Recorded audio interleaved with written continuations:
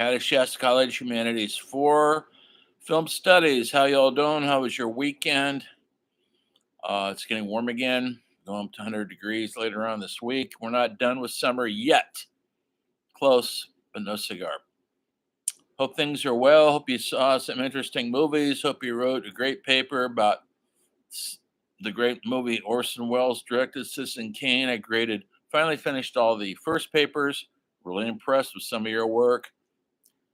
The major thing you have to take away is listen, please read the instructions carefully. I'm not asking for a review of the films or whether you like it or dislike it or comparing it to newer films. That's not fair. Um, I need your honest thoughts and assessment on the analysis of the film, what makes it matter. And with that, you have to break it down into elements. I explain it all in detail in the assignments. And make sure you have at least minimally of 3 pages. If you don't, you lose points. You can have more than 3 pages, that's fine. 3 to 5, that's perfect. But under 3, you'll lose a point for every page you're under 3. Keep going, keep pushing. These films you're writing about, thousands of pages have been written about them. Surely you could do 3.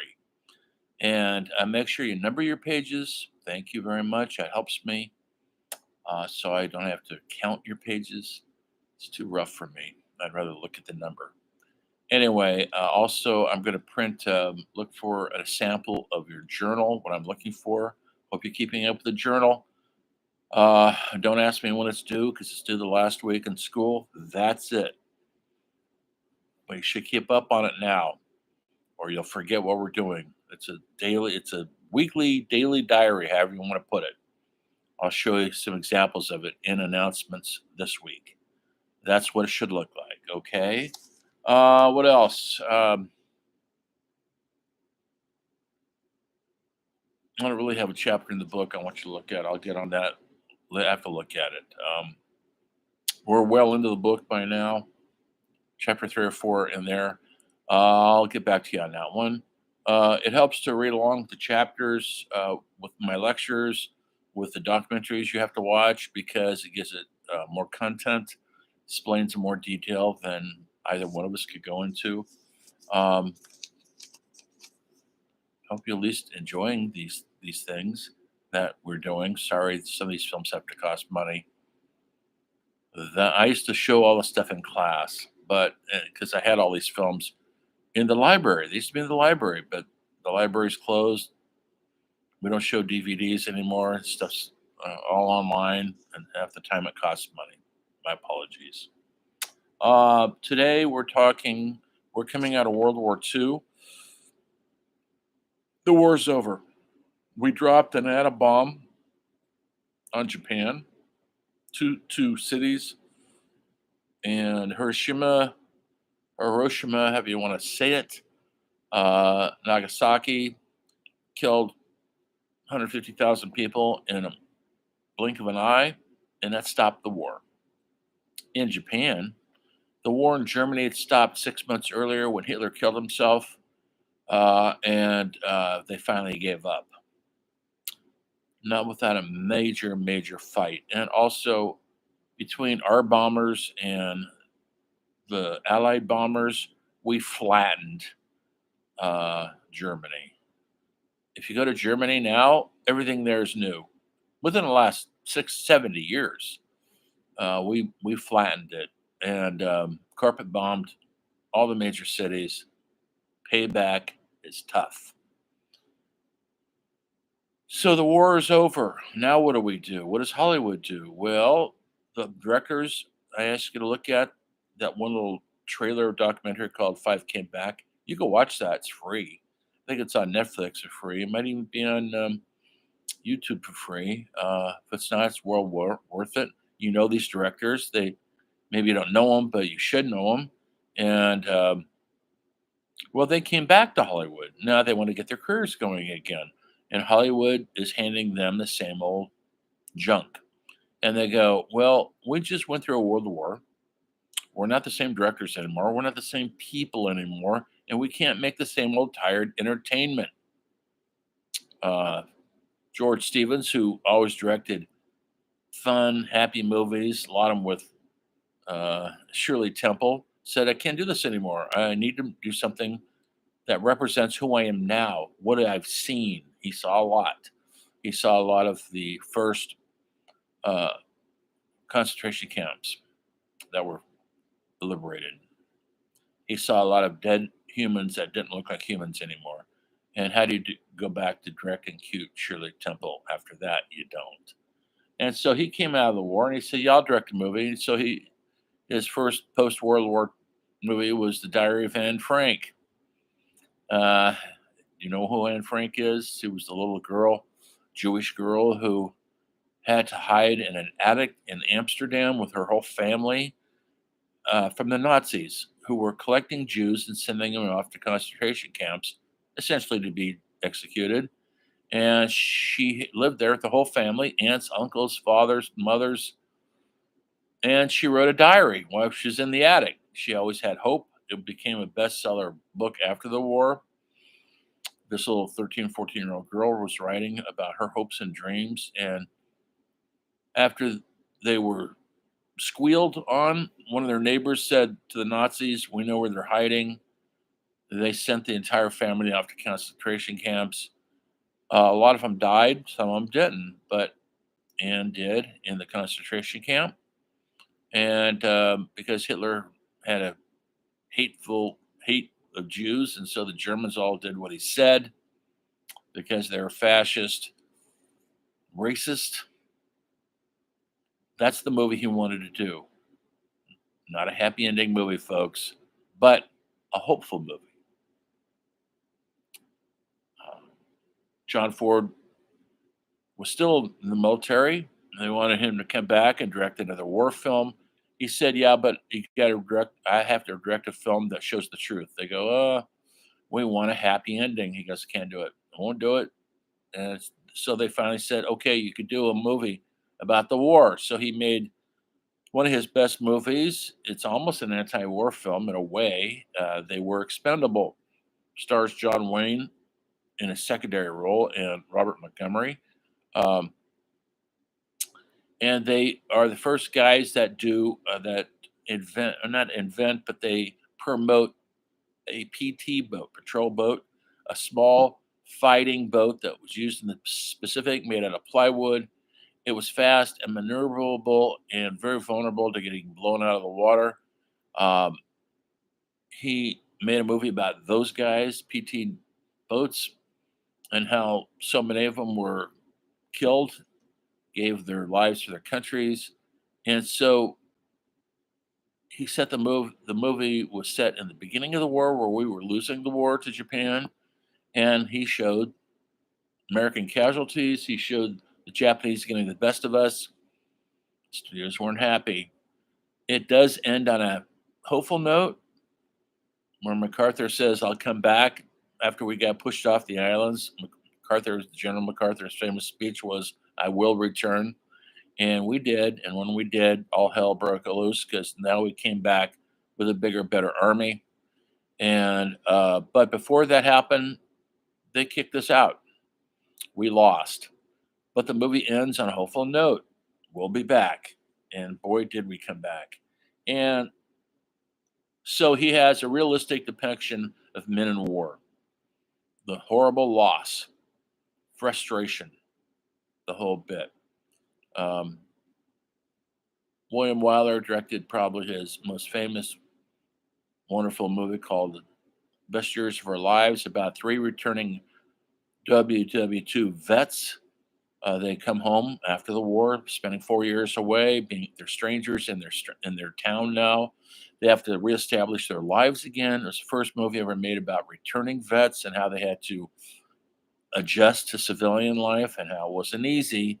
One of them is a successful banker and he lived a life of privilege. He comes back, gets his job at the old bank, and what he likes to do is to give loans to veterans.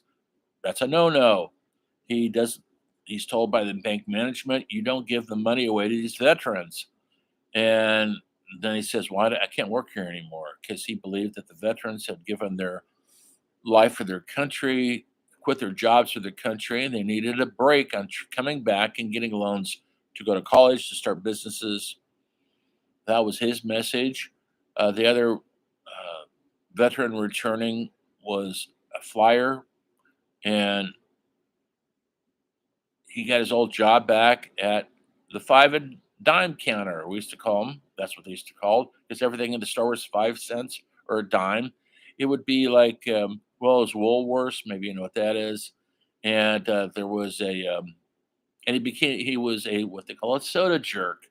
Not a great job for a grown man who fought in the war. A good job for a teenager. It's like getting a job at Starbucks, and he's making sodas again. They call them soda jerks uh, because what they have to go through to make the sodas in those days, the root beer floats, the milkshakes. He gets his job back, but it's way below his experience. He comes back to a very kind of hot wife who loves him in a uniform. That's why she married him. On their first night back, he's out of the army now, folks. They're going to go out dancing, and she says, "Oh, put on your uniform." And he says, "Well, I'm not in the army anymore. I'm not going to wear that anymore." She goes, "Oh, please, you're so handsome in the uniform." That's what she wanted. She wanted that man in the uniform. She didn't want the soda jerk. And so he goes to the dance, and he doesn't feel right about it. And of course, he gets in trouble being a soda jerk because he gives a break to a vet. And a customer complains about how all these vets are coming back and expect special treatment. And he punches the guy out and he gets fired immediately. So he doesn't know what he's going to do for a living, has no training except for to fly a plane and drop bombs on people, which is not a good training for most things. And then the other guy comes back with no hands. He lost both of his hands during the war. He comes back to a fiance and a family who love him, accept him without the hands, but he has trouble adapting to a life without hands. Now, in real life, the guy who played that part didn't have hands. He didn't lose the actor. He got a Special Academy Award for that movie, by the way. Uh, the actor who played the part did lose his hands during the war, but not in a war combat situation. They were it was he was accidentally in a training video or exercise. His hands were blown off here in the United States, but in the movie he has hooks for hands and he's really good with them. He could light a cigarette. He could do just about everything except for touch somebody. And how he adjusts.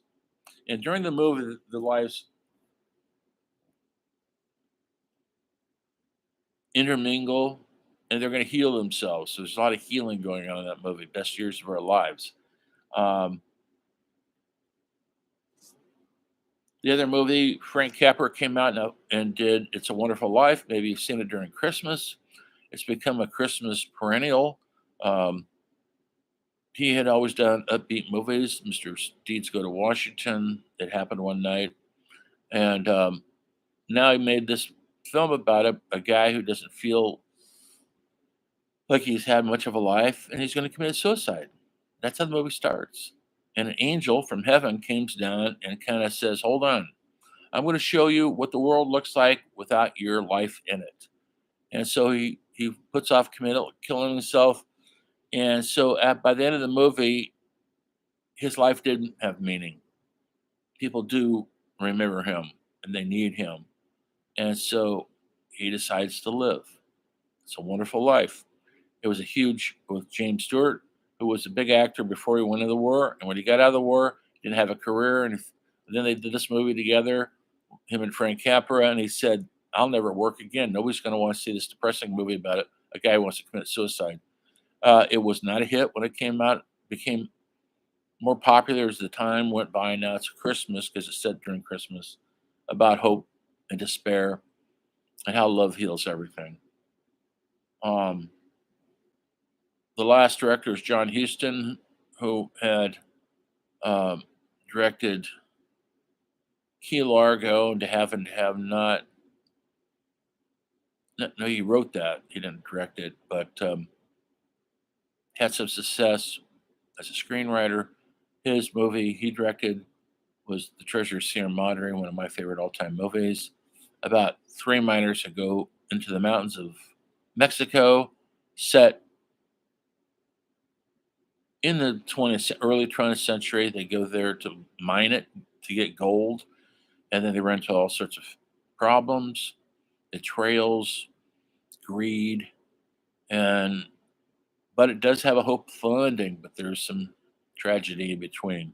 That's the movies they wanted to make, and they were allowed to make them. And it turned out to be a smart choice on Hollywood because these directors had seen too much. They couldn't go back and directing just entertainment. In the meantime, things are popping in Europe finally. During the war, nobody's making movies, of course. They're all at war. And um, Italy was in the beginning one of the axes of they were on against us. They were our enemies. They were Hitler's um, and Japan's allies. And then about 2 years into the war, they stopped. They stopped. Their leader Mussolini, who was Hitler's mentor in a way, uh, was killed by his own people, strung up in the plaza, dead, along with his mistress.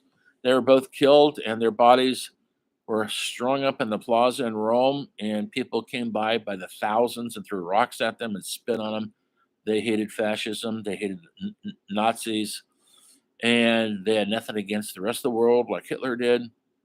But they did. They were on the wrong side. After that, Hitler occupied them. Said, "Well, if you're not with us, you're against us." So Hitler occupied all of Italy, and then the Allies during D-Day went in and invaded, and then the war started winding down because we pushed Hitler back into Germany. But before that, the Italians made a couple movies right immediately after the war. Now, the war was still going on. Hitler was dead, but the war continued for several months after he committed suicide and killed his wife, also in suicide. Um, they continued to occupy these cities, but the fight was gone from them. And Roberto Rossellini directed a movie called Rome Open City, filmed when they were still occupied by the Nazis. Anna Mignani was in it. She was wonderful as usual, and it's a story about a town dealing with the Nazi occupation. And in the film, I'll show you some previews of it online. Look for it. In the background, you can see German patrols, and that's the real deal, folks. They hid the cameras from the Germans. They hid everything that they were doing from the Germans, and then eventually the Germans, uh, after they quit, they left the Rome. They left Rome, and Rome is a shattered city. There's no jobs. There's no work for anybody. There's no cars. Nobody has any gas. And at the very end, the children has a great ending where it looks like the children are going to be the hope for the future. It's a very, very powerful movie, filmed in a realistic way. That's what um, on the streets, no fuss, no Hollywood fancy studio gimmickry, nothing. With and it changed the way we looked at movies, along with DeSica's movie, The Bicycle Thieves. Came out a little soon thereafter, and it's a simple story about a guy who cannot feed his son and his wife because there's no jobs, and he needs a bicycle. There's no cars, folks. Nobody has gas for cars. Um, they're all starving to death. They're all figuring out how to live. He does get a job, but he needs a bicycle. The bicycle is everything. He's putting up advertisements and murals and posters on buildings, advertising things. Um, why he's doing this one day, his bicycle is stolen. The rest of the movie, he looks for his bicycle. It's a simple story, but it's all filmed on the streets in a naturalistic way. No Hollywood trickery. Not slick at all. Almost looks like a documentary in a way. And he used amateur actors. These weren't professional actors. They're real people. And you saw the desperation. You see what Rome really looked like in 1946. Um, a bombed out shell of a magnificent city. He spends the rest of the movie looking for his bike. He can't find it. At the very end of the movie, he sees a bike. It's not his. So he decides to steal it, but he gets caught.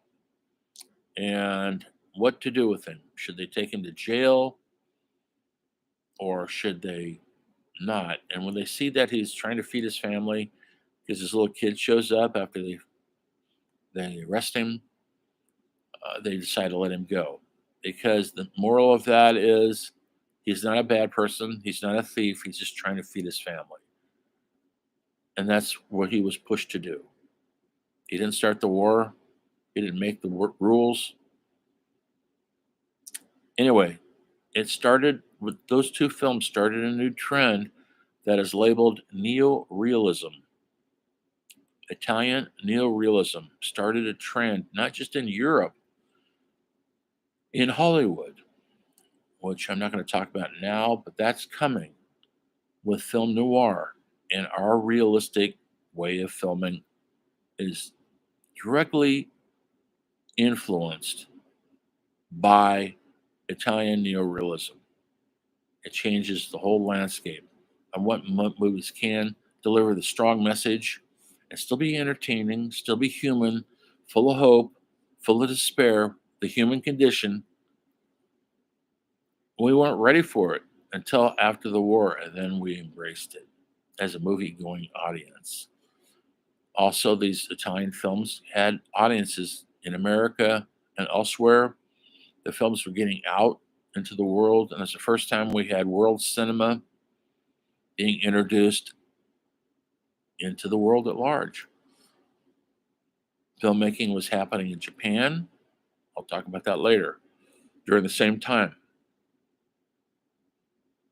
when I talk about Akira Kurosawa and Uzo at another time, not today, because today is all about Italian neorealism. Look for the little samples I'm showing. Keep writing your papers. Stay strong. Don't give up hope. Um, talk to you in a couple days. We'll get into American Hollywood films in the 1950s, post World War II, and how the war changed everything. See you next time. The story of film continues.